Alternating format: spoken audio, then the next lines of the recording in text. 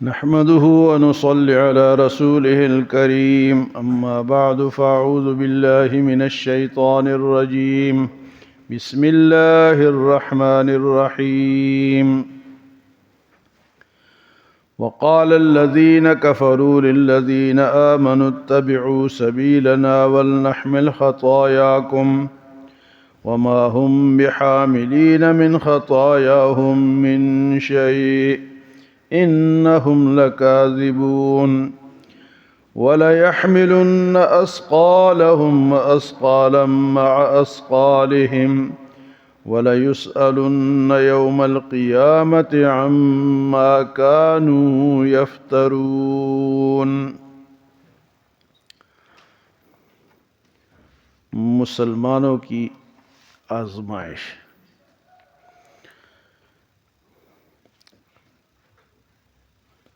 کافر اکثر یہ بات کرتے ہیں۔ ایک صحابی تھے حضرت وقاص، سعد بن وقاص، پہلے بھی ان کا واقعہ آپ سن چکے ہیں کہ والدین کے اطاعت کا جب حکم آیا کہ والدین کا احترام کریں، ان کی اطاعت کریں، تو ان کی وہ شروع میں مسلمان ہو گئے، ان کی والدہ جو تھی وہ مسلمان نہیں تھی، تو لوگوں نے ان کو ورغلایا کہ آپ بھوک ہڑتال کرو کہ بیٹا جو ہے یہ کیوں اس نے اپنا مذہب چھوڑا ہے، آبائی مذہب، تو آپ احتجاج کرو تاکہ یہ واپس آئیں، پھر مسلمانی سے دوبارہ کافر بن جائے۔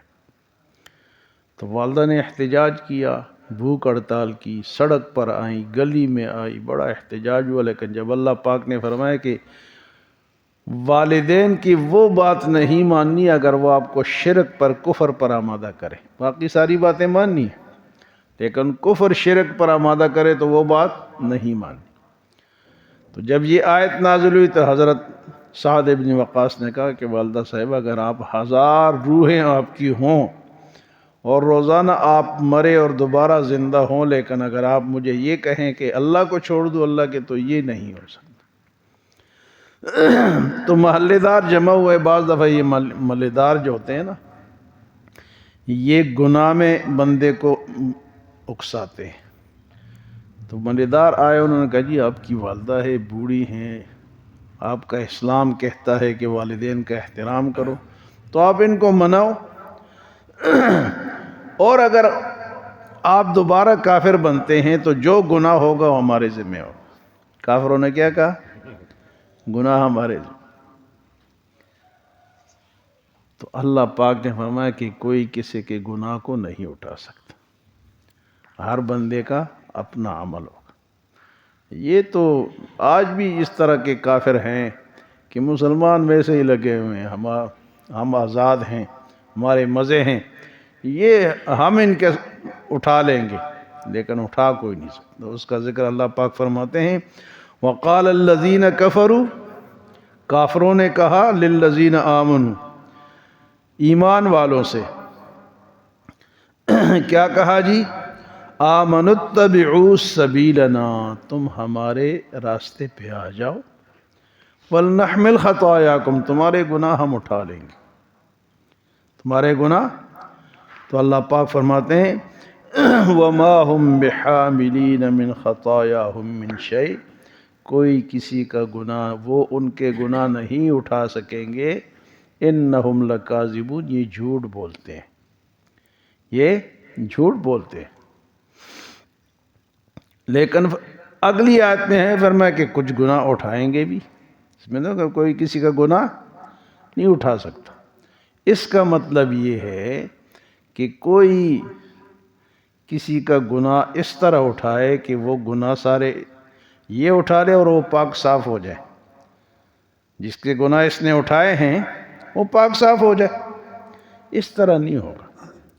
اس کی اگلی آیت میں اللہ پاک مزید اس طرح فرماتے ہیں وَلَيَحْمِلُنَّ أَثْقَالَهُمْ وَأَثْقَالًا مَعَ أَثْقَالِهِمْ، یہ کچھ بوجھ تو اٹھائیں گے، ادھر سائڈ پہ، یہ کچھ بوجھ اٹھائیں گے، وَلَيَحْمِلُنَّ أَثْقَالَهُمْ مَعَ أَثْقَالِهِمْ، اپنا بوجھ بھی اٹھائیں گے، کسی اور کا بوجھ بھی اٹھائیں گے۔ وہ کس طرح کہ ایک شخص ہے، اس نے گناہ کو ایجاد کیا ہے، تو وہ گناہ سارے لوگ کر رہے ہیں، ایجاد اس نے کیا ہے، سارے اس پہ چل رہے ہیں، تو یہ سارے اس کا بوجھ، ان گناہ جتنے گناہ یہ سارے اس کے اوپر لادے جائیں گے۔ اس کو بھی گناہ ملے گا، لیکن لوگوں کے گناہوں کا حصہ بھی، اس کی مثال ایسی ہے کہ حضور صلی اللہ علیہ وسلم نے ارشاد فرمایا کہ جو بھی قتل کرتا ہے وہ قاتل بنتا ہے، گناہ اس کو ملتا ہے، لیکن اس قتل کا ایک گناہ آدم علیہ السلام کے بیٹے قابیل کو بھی ملے گا، کیونکہ قتل اس نے ایجاد کی۔ تو کب سے اس نے قتل کیا اور کب تک قتل ہوں گے، وہ گناہ اس کو بھی۔ تو اس لیے جو گناہ کی بنیاد رکھتا ہے،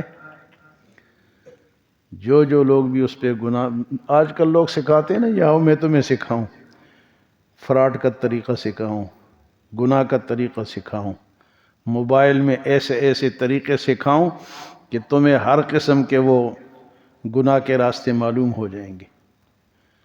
بعض ماہرین ہوتے ہیں نا، آؤ میں تمہیں سکھاؤں۔ تو اگر کسی نے کسی کو گناہ کا راستہ سکھایا یا گناہ کی ابتدا کی، میں بعض دفعہ کہتا ہوں یہ جو نیٹ ورک ہے نا، جو نیٹ ہم استعمال کرتے ہیں، چلو اچھائی کے لیے تو استعمال ہے، لیکن برائی کے لیے بھی استعمال ہو رہا ہے۔ تو اگر کوئی برائی کے لیے اس کی ابتدا کرتا ہے، طریقے بتاتا ہے، تو وہ کیا ہوگا، ساروں کا گناہ اس پر بھی جائے گا۔ تو اللہ پاک کو وَلَيَحْمِلُنَّ أَثْقَالَهُمْ مَعَ أَثْقَالِهِمْ، وہ بوجھ اٹھائیں گے، اپنا بھی اور کچھ اور بوجھ بھی اٹھائیں گے، مع اثقالہم، اپنے بوجھ کے ساتھ کوئی اور بوجھ بھی، یعنی اور گناہ بھی ان کو ملے گا۔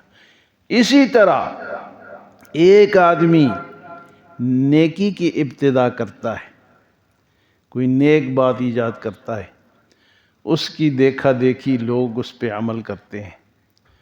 مثلا آپ نے ایک آدمی کو نمازی بنا دیا، آپ نے ایک آدمی کو، یہ تبلیغ والے نہیں، یہ بڑے ہوشیار ہیں، یہ تبلیغ کرتے ہیں، لیکن ان کا فائدہ یہ ہوتا ہے کہ ایک آدمی کو یہ نمازی بناتے ہیں، پھر یہ گھر میں بیٹھے رہتے ہیں، اس نمازی کا ثواب ان کو پہنچتا رہتا، گھر میں بیٹھے۔ اور اگر دو بنا دیے تو ان دو کو اپنا ثواب بھی ملے گا اور آپ کو بھی ملے گا۔ تین بنا دیے، یہ جو ملکوں پھرتے ہیں، یہ فضول میں نہیں پھرتے، یہ بڑے ہوشیار لوگ ہیں، یہ دین کو سمجھتے ہیں۔ ہاں، جس نے گناہ کو ایجاد کیا اور لوگ اس پہ گناہ پہ چلتے رہیں گے تو اس کو گناہ ملتا ہے، اس کا یہ بوجھ اٹھائے گا۔ ایسے تو اللہ فرماتے ہیں کہ کوئی کسی کا بوجھ نہیں اٹھائے گا، لیکن یہ بوجھ اٹھائیں گے۔ دوسرے کا بوجھ کس طرح نہیں اٹھائیں گے کہ ہر بندے کو اس کے کیے کا عمل کا وہ بدلہ ملے گا۔ اگر نیکیاں کی ہے تو نیکیاں ملے گی، کوئی کسی کے گناہ کو نہیں لے سکتے، بلکہ وہاں تو بھاگیں گے، تو کہیں گے یار ایک نیکی دے دو، وہ کہیں گے یوم یفر المرء من اخیہ وامہ وابیہ وصاحبتہ وبنیہ، ماں بھاگ جائے گی، ماں سے کہیں گے ایک نیکی دے، ماں کہے گی پتر دنیا چلی گئی ہوں، اسے کوئی نیکی نہیں ہے۔ بھائی سے منت کرے گا، بھائی کہے گا نہیں۔ والد سے، بیوی سے، وصاحبتہ، بیوی سے، بیوی کہے گی کہ میرے پاس بھی ایک نیکی نہیں ہے۔ تو وہاں کوئی کسی کا بوجھ نہیں اٹھائے گا، لیکن دو بوجھ جو ہیں، ایک نیکی کا جس نے ایجاد کی۔ اب جتنے بھی نبی دنیا میں آئے نا جی، تو نبیوں نے جو نیکیاں لوگوں کو سکھائی ہیں، دین سکھائے، تو وہ ساری امت کا ثواب ان کو ملے گا، اور سب سے زیادہ حضور صلی اللہ علیہ وسلم کی امت ہے، تو ہماری اس نماز کا ثواب بھی حضور کو پہنچ رہا ہے۔ تو سب سے زیادہ ثواب نبیوں کو پہنچتا ہے، کیونکہ انہوں نے ہی ہمیں سیدھا راستہ صراط مستقیم دکھایا۔ تو اس لیے ہمیں کوشش کیا کرنی چاہیے کہ کسی نیکی کی بنیاد رکھیں، کسی کو نمازی بنائیں، ہاں جی، کسی کو گناہ سے بچائیں، گناہ کے راستے لوگوں کو نہ بتائیں، بھئی سود اس طرح کھاؤ، اس طرح آسان ہے، ملاوٹ اس طرح آسان ہے، گناہ کے کام ہے نا، ہم نے سکھا دیے۔ دھوکہ دینا اس طرح، تو میں تمہیں بتاتا ہوں کہ کپڑا کس طرح بیچتے ہیں، گس کو کھینچتے کس طرح ہے، میٹر کو کم کس طرح کرتے ہیں، ہاں جی، یہ ساری چیزیں ایک چیز نہیں ہے۔ ہر چیز میں اگر ہم غلط کام کسی کو بتائیں گے، یہ جو دودھ ہے آپ کا، اس میں کتنے قسم کے آج کل ملاوٹ ہو رہی ہے، اس کے ذائقے کے لیے اور ملاوٹ ہے، اس کے رنگ کے لیے کوئی اور ملاوٹ ہے، اور اس کو گاڑھا رکھنے کے لیے کوئی اور ملاوٹ ہے۔ یار کیا جواب دو گے اللہ کو؟ یعنی دودھ کے اندر کوئی 10 قسم کی ملاوٹیں ہیں، اس کا رنگ سفید نظر آئے، اس کا ذائقہ دودھ والا، وہ گاڑھا بھی ہو۔ آپ کسی گاؤں میں جائیں نا جی، بھینس کا دودھ نکلے اور آپ ایک پیالہ پئیں، آپ کو پتہ چلے گا کہ دودھ کیا چیز ہے، ایسا خوبصورت ذائقہ، ایسی مٹھاس کہ بندہ کہتے میں پیتا رہوں، لیکن یہ دودھ تھوڑا سا پیو تو بندے کا دل خراب ہوتا ہے۔ تو ہر چیز میں گناہ میں جو بھی ایجاد کریں گے وہ گناہ دوسروں کا بھی اٹھائیں گے، بہت مشکل مرحلہ ہے، اللہ ہم سب کو بچائے۔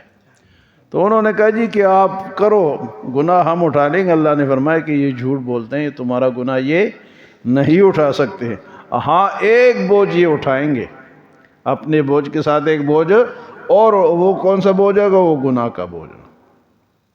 جس طرح کہ قابیل کا میں نے آپ کو سنا ہے کہ آدم علیہ السلام کا بیٹا، حدیث میں آتا ہے کہ جتنے بھی قتل ہوں گے ایک گناہ اس کو بھی ملے گا۔ مشکل ہے یا نہیں؟ ہم اپنے کا جواب نہیں دے سکیں گے۔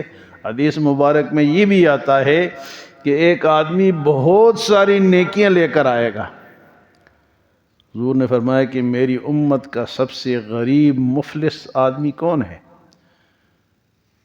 تو صحابہ نے عرض کی اللہ کے رسول جس کے پاس پیسے نہیں ہیں وہ غریب ہے۔ آپ نے فرمایا نہیں، میری امت کا مفلس غریب شخص وہ ہے جو بہت ساری نیکیاں قیامت کے دن لے کر آئے گا، لیکن اس کو مارا ہوگا، اس کے پلاٹ پہ قبضہ کیا ہوگا، اس کی دیوار کو پیچھے کیا ہوگا، ہاں جی، اس کے دکان پہ قبضہ کیا ہوگا، تو سارے حقوق والے جو آئیں گے اللہ کے دربار میں تو انصاف ہوگا، وہ کہیں گے اللہ اس کے پاس میری یہ چیز ہے، میری یہ چیز ہے، میری یہ، وہ ساری، اب وہاں پیسے تو ہوں گے نہیں کہ وہ دے سکے، تو اس کی جو نیکیاں ہیں، بہت ساری نیکی، اس نے حج کیے، اس نے جناب عمرے کیے، اس نے جناب زکوٰۃ دیے، صدقات دیے، خیرات دیے، نفلیں پڑھی ہیں، اس نے محفلیں کرائی ہیں، اس نے جلوس نکالے ہیں، لیکن لوگوں کے حق کھائے ہیں۔ ہم تو جلوس والے دن بجلی بھی چوری کی لیتے ہیں، کنڈے لگاتے ہیں، تو ہم سے پوچھا نہیں جائے گا۔ یہ بات آپ کو بتاؤں کہ حکومت کی چیز بے شک وہ ہمارے پیسوں سے، ٹیکس سے وہ بنتے ہیں، لیکن ہم اجازت کے بغیر اس کو استعمال نہیں کر سکتے، یہ مسئلہ ہے۔ چاہے ہمارا حق ہے اس کے اوپر، لیکن اگر اجازت نہیں ہے تو ہم استعمال نہیں کر سکتے۔ کئی لوگوں نے اے سی لگائے ہیں، انہوں نے کیا کیا ہے، وہ اپنے والوں سے مل کے اور بل کو کم کیا ہوا ہے۔ یار بہت مشکل ہے، پھونک پھونک کے قدم۔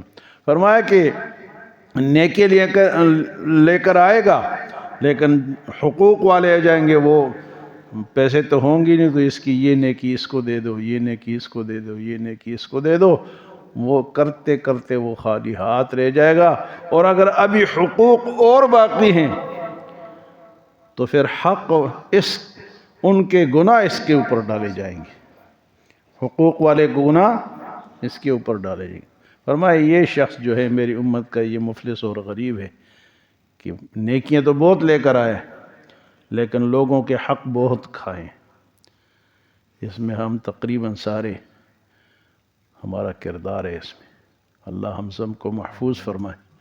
تو نیکی پھیلاؤ بھائی، نیکی پھیلاؤ، نمازی بناؤ، لوگوں کو اچھائی بتاؤ تاکہ وہ اچھائی کرتا رہے، ہمیں بھی اس میں مفت کا ثواب ملے، اس کو بھی ملے گا اور ہمیں بھی ملے گا۔ اللہ کے خزانوں میں کوئی کمی نہیں ہے۔ اللہ ہمیں عمل اور سمجھ کی توفیق عطا فرمائے۔